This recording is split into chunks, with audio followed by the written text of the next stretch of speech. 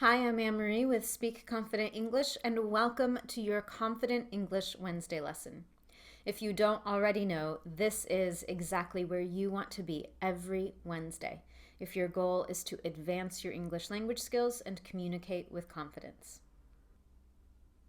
Now, I'm sure you've already seen the title for today's lesson, so you know we're focused on negotiating. In fact, we're specifically focusing on strategies that will help you prepare to be successful in a negotiation. And you might be thinking, I'm not really sure if this is for me. I don't negotiate contracts, or maybe you don't negotiate costs or delivery times with a supplier. But don't stop watching yet, because you might be surprised just how often we use some basic negotiating skills in our everyday life. For example, if you work in a position where you have a set schedule at work, that means that you work the same hours on certain days. Maybe you work the same hours on Monday, Wednesday, and Friday, and then your hours change on Tuesday, Thursday, or maybe Thursday and Saturday. And you want to change your schedule. You might need to negotiate a little bit with your boss to change your schedule. Or if you ever apply for a job in English, it's very possible that you'll need to negotiate your salary or negotiate the benefits package. And if you live in an English-speaking country and you ever want to buy or sell a home, it is definitely useful to know how to negotiate. So whether you use negotiation skills for agreements with partners or business clients, signing on a new customer, dealing with suppliers, or you simply use English for your everyday life, living in an English-speaking country, this lesson will help you to reduce any anxiety that you might have before that negotiation. Sometimes we can feel really nervous about asking for something that we want. So this lesson will help you be prepared for that and give you some great language that you can use. This lesson is part 1 of a series, and today we're going to focus on what you can do before the negotiation to be best prepared. So again, you can reduce any nervousness or anxiety you feel, have all the language you need to be ready for that negotiation. So I have 3 strategies for you.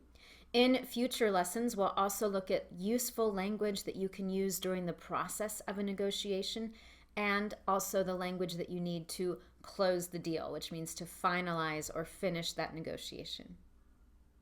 So let's get started with tip number 1, which is know what you want in the negotiation. That seems very simple. Let's use an example.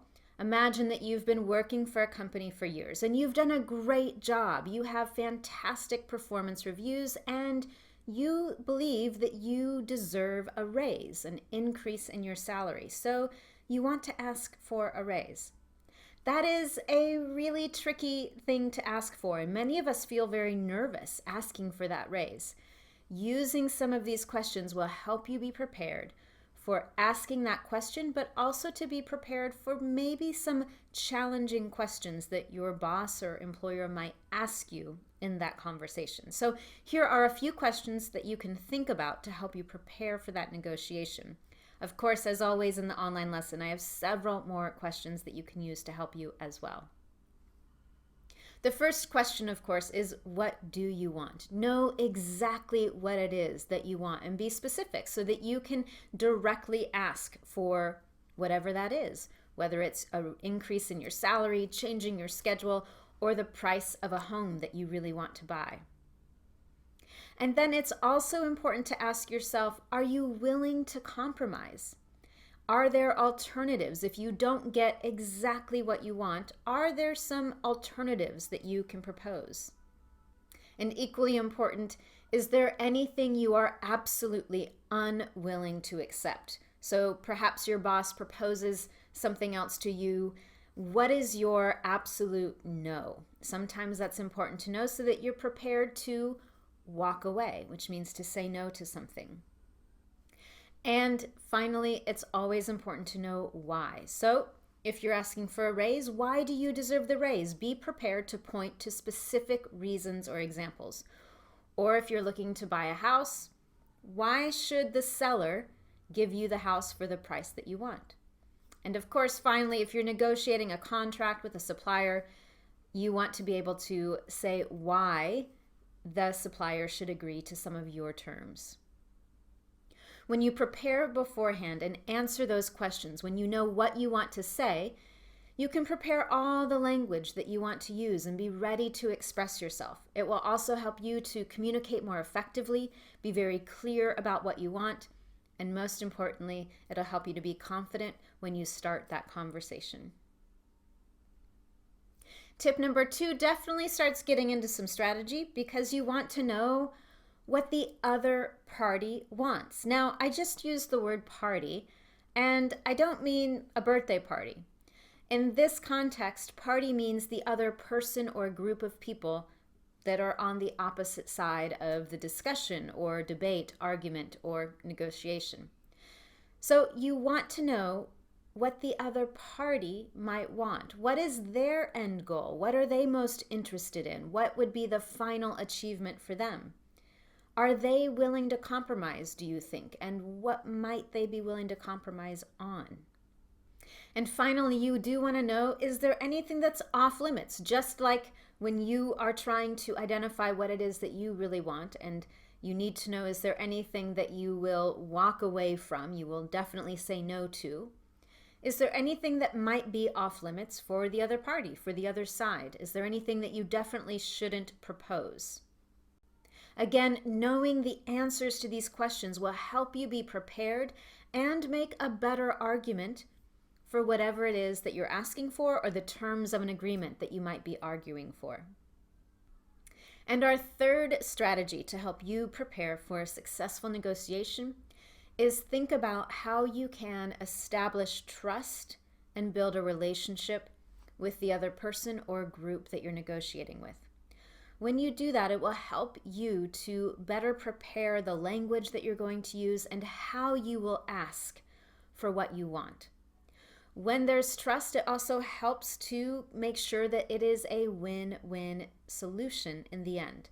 In English-speaking culture, we truly value having a win-win solution. And that means that everyone at the table, everyone in the negotiation at the end, walks away happy. Everybody wins something. This is really important in business because if you are starting to work with a new client or a new supplier, you want it to be a successful relationship so that you can continue working together. So you don't want your negotiation to be too aggressive, and you don't want the other side to feel like they lost the negotiation. You want that win-win solution. So here are 4 ways that you can think about how to best establish trust and build a relationship with the other person in your negotiation. So the first technique that you can use is to be sincere. Say what you really want, say what you mean, and be honest. In the online lesson, I actually link to an article in the magazine Fast Company that talks about 7 of the best techniques to build a successful relationship with another person or with a business. And one of those top techniques is to be sincere. Technique number 2 is to establish common ground. What I mean by that is to find something that you and the other party both agree on, some shared or mutual agreement. You might need to engage your small talk skills in order to do that. You might need to start with a few questions and find out what a common connection or common ground might be between you and the other party. If small talk makes you really nervous and you don't know how to start a small talk conversation, you don't know what questions to ask, I do have a lesson for you on that, and I link to that small talk lesson in today's topic on negotiations. Technique number 3 is listen. Really listen to the other party when they're speaking. Understand what they want, what their needs are. It doesn't mean you have to agree, but to help establish trust and to build a positive relationship, everyone wants to be listened to. In English-speaking culture, we use comments or expressions, verbal sounds, and body language to show that we're listening. If you've watched some of my past lessons, you know that eye contact is very important. You want to maintain positive eye contact. You want to keep very open, positive body language. You want to, again, sit up straight. You don't want to keep your arms crossed like this. It often looks angry or aggressive or bored. So you want to maintain very open, very positive body language. You will probably hear English speakers use sounds like mm-hmm, mm-hmm, yeah, I understand, I see. We use those expressions to verbally let you know that we're listening to you, we hear what you're saying. And finally, some other useful tips when you're listening. You might want to show that you disagree with the other party. We often start disagreeing with someone with an agreement. I'll give you an example. I might say something like, I see what you're saying, but, and then I'll give my side of the situation.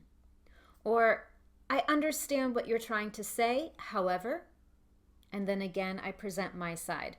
So a great way to show that you've listened is to establish that you understand, you see the other person's point of view, their perspective, but, however, you have another position or opinion on that topic. And technique number 4 to help you establish trust with the other party and build that good relationship is to show interest. Now, we use many of the same skills that we use to show that we're listening with showing interest. We can still use positive body language. We can even use those sounds and words such as uh-huh, I see, to show that we're listening. And when we listen, it shows that we're interested. But if you don't know the other person that you're going to negotiate with, maybe it's a new client, a potential new business partner, a new supplier, do some homework. Try to find out who it is that you're going to talk to. What are some great small talk questions that you could start with by finding out a little bit about their background, what they do at the company, what their name is even. Just knowing someone's name when they arrive at the negotiation can be really important. Of course, if it is someone that you know, if you're negotiating with your boss for a salary increase or a promotion at your company, again, starting out in a positive way, establishing a connection, a relationship, and showing that you're interested in the other person and their position will help you to build a strong relationship and make everyone prepared to have a more successful negotiation. So in the end, it is hopefully a win-win situation and you get what you want out of that negotiation. And with that, you have 3 tips or strategies to help you prepare for your next negotiation in English. It will help you be more successful and reduce all of that anxiety and nervousness that we sometimes have. And you have 4 techniques to help you establish trust and build a positive relationship with whomever you're having a negotiation with so that you can maintain that relationship for future success. As I mentioned, there will be follow-on lessons to this series where we'll focus on the language that you need during the negotiation and language that's essential to help you successfully end a negotiation. With that, make sure that you go to the end of the lesson today where I have a couple of challenge questions for you. You can leave your comments and questions in the comment section at the end of the lesson. Thank you so much for joining me. As always, I love having you here every Wednesday, and I'll see you next week for your Confident English Wednesday lesson.